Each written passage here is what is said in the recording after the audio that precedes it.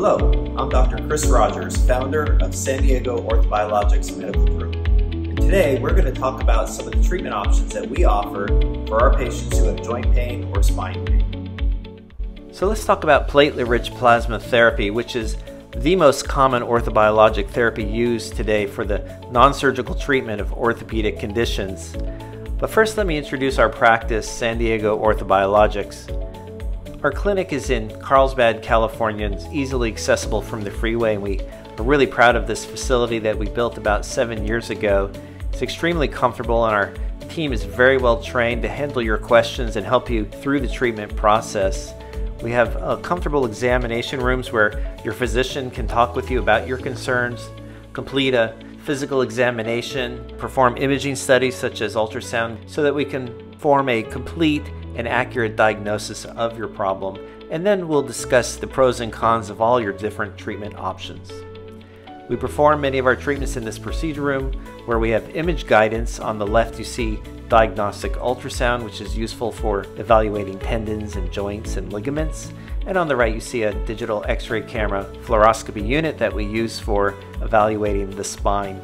Our physicians are all board certified in physical medicine and rehabilitation, and we each have extensive experience in our fields. I've been in practice for over 30 years. Dr. Ambach and Dr. Evangelista have been in practice for more than 22 years, and Dr. Diaz has been in practice for more than 15 years. So we have seen thousands and thousands of patients with orthopedic conditions. And what we hear from our patients really is that they just want to resume their active lifestyle. You know, we live in beautiful San Diego where people are active, and whether it's golf or pickleball or riding your bike or going for a walk, everyone is really just trying to get outside and have a lot of fun and do the things that they love to do. However, when you have a joint injury or a spine injury, it can really slow us down, and that's what we're here to help our folks do, is to get back to these things that they love to do. Some of the common orthopedic conditions that we have seen here in the clinic include joint pain or spine pain. In the joint, it may be within the joint where you may have degeneration of the cartilage. You may have meniscal tears or labral tears in the hip or shoulder. And then external to the joint, you may have tendon tears or ligament sprains, which can lead to chronic pain. In the spine, the most common source of chronic low back pain is degeneration of the disc. It's also common to see disc herniations, but then it's not uncommon to see as well arthritis in the spine, which is called spondylosis, or instability of the sacroiliac joint ligaments, or irritation of the nerve, which is called sciatica. Now, in the past, typically these conditions are managed with anti-inflammatory medications or oral analgesics or narcotic pain medication. But of course, these are just meant for short-term use. They're not meant for the long-term use of the condition. Really what we're after is trying to heal the condition and not just manage symptoms over time. Steroid injections have been used since the 1940s, and we are seeing a dramatic reduction in the use of this because the effects are generally short-lived, and there are potential harmful effects to the cartilage or to the tendon with repeated steroid injections. Of course, many times surgery is indicated. However, we're finding that regenerative medicine and orthobiologics are a viable and safe alternative to orthopedic surgery in many cases. And because you are speaking with physicians who have extensive experience, we can help you differentiate whether surgery is your best option or perhaps you can avoid it altogether. So we are students of this field, which is called regenerative medicine. It is a medical specialty that is based on the concept that the body has the innate ability to heal itself. And this is intuitive. Many of us have had injuries, whether it's bruising, or cutting the skin or breaking a bone. Generally, the tissue will heal itself. Well, it's only now, within the past few decades, that we've learned how this healing actually occurs and the cells and molecules that are involved in that healing process. And as a result, we've been able to translate that basic science into clinical applications that are shown to be safe and effective. When we use cells as a medicine, we call that orthobiologics. So we're using cells commonly such as platelets, which are found in the blood, stem cells, which are found throughout the body, or the cellular molecules that are manufactured by these types of cells. They go by the names of things like growth factors, exosomes, cytokines, proteins, and many, many other molecules that are secreted by these cells.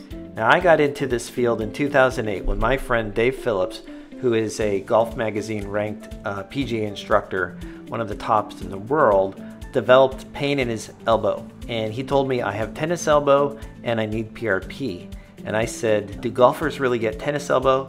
And what the heck is this PRP thing? And he was aware of PRP because his pro athletes were going to Europe to have these treatments done. And so that really piqued my interest, and I really owe a lot to my friend Dave, who introduced me to this field of regenerative medicine 15 years ago. So at that time there was only one published paper. It was published by our friend Dr. Mishra, who's an orthopedic surgeon at Stanford, and he conducted a study where he treated 20 patients who had tennis elbow using either PRP or local anesthetic. And 2 months after injecting the elbow with PRP, 60% of his patients improved, and that number increased to 81% at 6 months. And finally, at 2-year follow-up, the average reduction in pain was 93%, which is quite remarkable considering these patients that had just one injection 2 years prior. And so we owe Dr. Mishra a debt of gratitude for the work that he did all those years ago. And at that time, when I was confronted with my friend Dave and his dilemma with his elbow, this was the only published paper available. So I took a look at Dave's elbow, and I've been using ultrasound since 2002 as a diagnostic tool because it's very helpful at visualizing tears in the tendon. On the left top, you see the physician using an ultrasound probe, placing it over the patient's elbow. Below is an artistic rendition of what it would look like to have a tear in the tendon. The red part on the right is the muscle, the white part is the tendon, and the dark red area would be the tear within the tendon. And what that looks like on ultrasound on the right is first the normal image. On the top you see the bone, and then you see the tendon, which I'll highlight here. And then down below you see the tendon looks very different. It has a black area where there's a tear in that tendon. So it's very easy to use ultrasound quickly and in the office without any difficulty and identify these tears that previously had been undiagnosed. Many times MRI will miss these tears, and I think it's important to realize that just because your MRI is normal doesn't mean that the ultrasound won't pick up a tear. So what is this platelet-rich plasma? Well, first of all, plasma is the yellow fluid within your blood, and it's composed predominantly of water, but also proteins and sugars and antibodies and many other molecules that your body uses to nourish your cells. And then of course you have red blood cells which transport oxygen, white blood cells which fight infection and participate in the healing process, and then these little platelets which you see when they're activated, when they are confronted with damage, they're activated and release growth factors into the tissues to stimulate the healing process. And so this is what it would look like if you, say, had a cut on your skin, and the injured tissue will release chemicals which recruit cells from the circulation, such as platelets or stem cells and white blood cells, to the injury site to initiate that healing process. Platelets indicated that they're essentially the first responders to the injury. So if there's a cut in the body, the platelet will adhere to the cut, it will attract other cells to the area, it will aggregate to stop any bleeding and form a clot, and then these platelets will secrete molecules into the region such as growth factors, exosomes, cytokines, and other interesting molecules that have been studied over the past couple decades that really initiates the healing process. So we like to say that platelets essentially are cell fertilizer. They're delivering more than 3,000 different growth factors to the tissues, and they have different mechanisms of action. For example, some of the growth factors will diminish inflammation, and others will stimulate cells to differentiate. So for example, a immature cell may differentiate into a cartilage cell or into a tendon cell, and then that cell will proliferate and regenerate to form new tissue. In addition, some growth factors will stimulate the formation of new blood vessels, and those new blood vessels are important because they're going to bring nutrients to the area which are important for cellular health. And then finally, the platelets will release growth factors that recruit stem cells from other parts of the body to the injury site, which will participate in the healing process. We make PRP simply by taking a sample of blood from the patient and then spinning it in a centrifuge. And because of the differential weight between the plasma, which is predominantly a liquid component, the platelets in the middle, which are small cells, and the red blood cells, which are large iron-containing cells, the centrifuge will allow those layers to separate, which then allows us to create PRP, which is a collection of concentrated platelets with some plasma. Now, I injected that PRP into Dave's elbow, and this is the actual ultrasound image from 2008, and then 6 months after I injected his tendon. And you can see on the top image where the white star is, there's some dark area in the tendon that represents the tear in the tendon. In addition, you can see that the yellow hatch points are spread quite far apart, indicating that the tendon is swollen due to the fact that it is injured. 6 months later, when I re-imaged the elbow with ultrasound, the dark area has now turned bright white, which indicates that cells have produced collagen fibers, and those collagen fibers have matured into a robust, healthy tendon. In addition, the swelling has diminished, and the pain, of course, was gone many months earlier than when I took this picture. And so I was fortunate enough to see Dave not too long ago, and we re-imaged his elbow, and he reassures me that his elbow is still doing very well. And so unlike steroids, where patients will get temporary relief from a steroid injection, this is actually a long-term therapy. Now, since that first study published by Dr. Mishra in 2006, more than 26 randomized clinical trials have been published in the peer-reviewed medical literature, and all of them have shown that PRP improves pain and improves function, and is shown to be superior to steroid injections, and in many cases equivalent to surgery. Now, there are a handful of studies that did not show that PRP was superior to steroid or lidocaine. However, if you read the methods section, and if you look at how these doctors made their PRP, you realize that the platelet counts were too low, or they did not take enough blood from the patient to get an adequate platelet count, or they did not use ultrasound guidance to assure that the injection was placed directly into the tear. And so, therefore, PRP therapy is still considered to not be standardized, as many doctors use several different types of technique for their treatment. At this point, there are probably more than 60 ways to make PRP, and this is a paper that was published in Paris, France by our friend Dr. Magalon, who donated his blood for this study, where 7 different PRP manufacturers were invited to the office, and they used their centrifuges and their specific systems and their specific protocols to make their form of PRP. And you can tell very clearly, even though the blood came from the same patient, those 7 different PRP samples look very different. Some of them are yellow, some of them are orange, and some of them are red. The ones that are red contain, of course, many more red blood cells. Those PRP systems were not very good at eliminating the red cells, and we don't believe that the red cells play a very good role in the healing process, and they should be eliminated from the PRP. The ones that are more yellow are relatively free of red blood cells, and also may have higher concentrations of platelets in them. Now, back in 2008, most of the PRP systems that were available would produce what I call a cranberry PRP. And nowadays, we know that this is not the proper way to manufacture PRP. So if your physician is using a system that is making PRP that looks red, then that is an outdated system, and the data is not showing that this is the most effective way to administer PRP therapy. In addition, none of these doctors are using ultrasound guidance, so they cannot be assured that the PRP is being placed directly into the joint. Again, Dr. Magalon produced a bigger study where he studied more than 30 different systems, but there are 64 different systems in the world currently.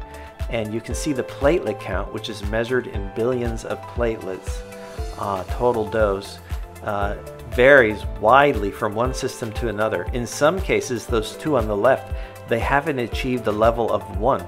That means that the concentration of platelets is actually lower than that found in blood. You would be better off injecting the patient's blood because the system actually reduced the number of platelets. Many of the systems do not get above that 5 billion threshold, which is necessary for treating tendon tears, and only a handful of systems actually produce at the 8 to 10 billion platelet range, which is necessary for treating patients with knee osteoarthritis. And there's really only one way to know if you have enough platelets in your PRP, and that is to count them. And so that is why in our office we have a cell counter. So first we take a small sample of the patient's blood, and then after we manufacture the PRP in our lab, which takes about 20 minutes, we then run a sample of the PRP through the cell counter. And we can measure the red cell count, the white cell count, and the platelet count to assure that there is an adequate dose of platelets to treat your specific condition. I tell my patients your PRP should look like pineapple juice. It should not look like cranberry juice. And if it is looking like cranberry juice, then the doctor is using an outdated method. You see Dr. Ambach here using proper ultrasound technique. In addition, there is a sterile preparation for the patient to minimize the risk of infection or any other complication. And Dr. Ambach is one of the highly skilled doctors that you will find around the world who is able to accurately and precisely and comfortably place that PRP into the knee. Now, if you were to look at the knee from the side view, you would see the kneecap on the left, the thigh bone, which is the femur, on top, and the tibia, which is the shin bone, below. And on the surface of the bone is cartilage. And I just wanted you to see what cartilage looks like at the microscopic level.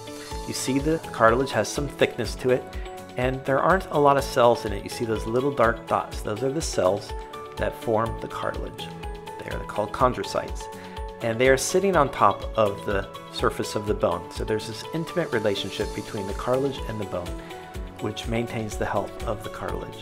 When a patient develops osteoarthritis, the relationship between the bone and the cartilage is disrupted. Fissures will form in the cartilage. The actual cartilage cells will become grossly enlarged, and this is a dysfunctional cartilage tissue. If you then inject PRP into the joint, you can see resolution of the health of the cartilage. You see resolution of fissuring, you see increase in the thickness of the cartilage, and you see that the cells are normalized. And that's because the growth factors released by the platelets are helping those cartilage cells to function more normally. Now, this was a study performed in a sheep model. This was not a human model, but we do believe that the same process is occurring in humans. And that's because if you look at the evidence on PRP for knee osteoarthritis over the past 2 decades, you'll see that there are more than 30 clinical trials that show that PRP is significantly relieving pain and improving function.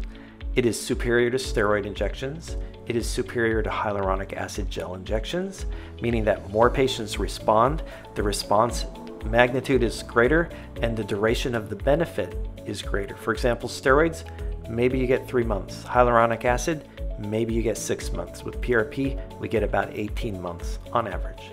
The results are going to be better if we treat you early when your condition is more mild to moderate, although we do also use it for patients with severe osteoarthritis.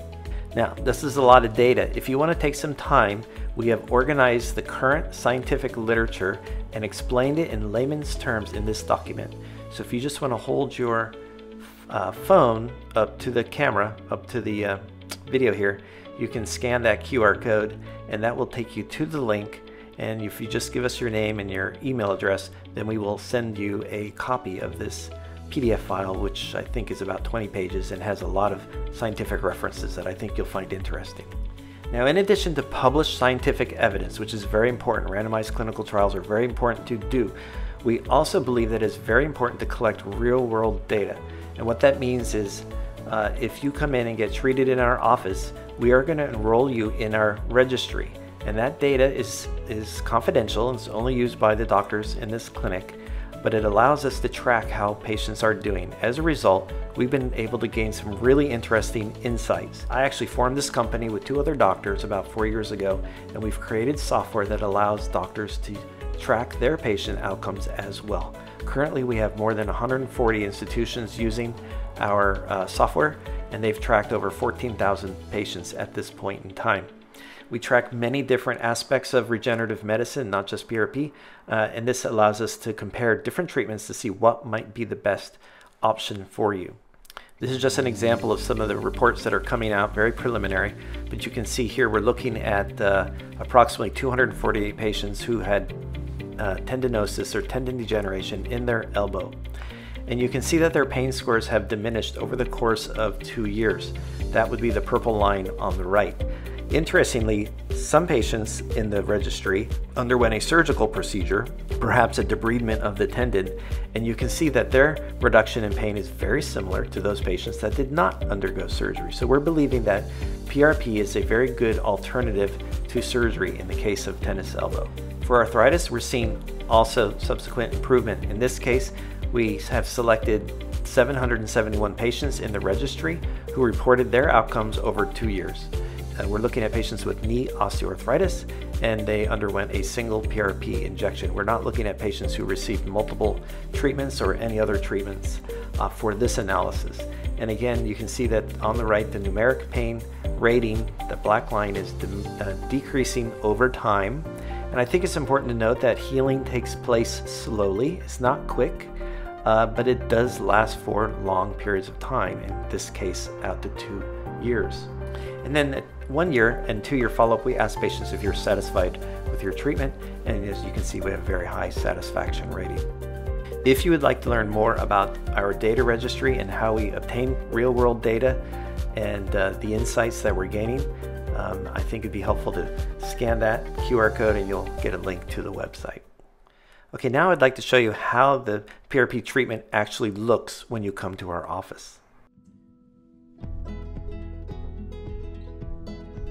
When you arrive at our beautiful office for your PRP treatment, you'll be greeted by our friendly staff and taken back to have blood and platelets collected. We ask that patients be fully hydrated and stop all anti-inflammatory medications 1 week prior to the treatment.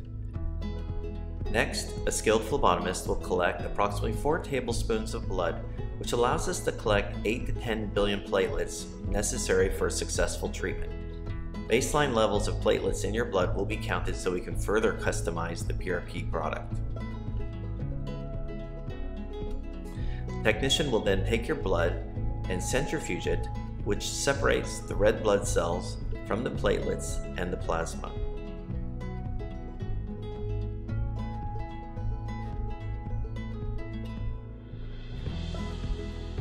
The layer containing the platelets and the plasma will then be further concentrated to get the maximum dose of platelets in the smallest possible volume.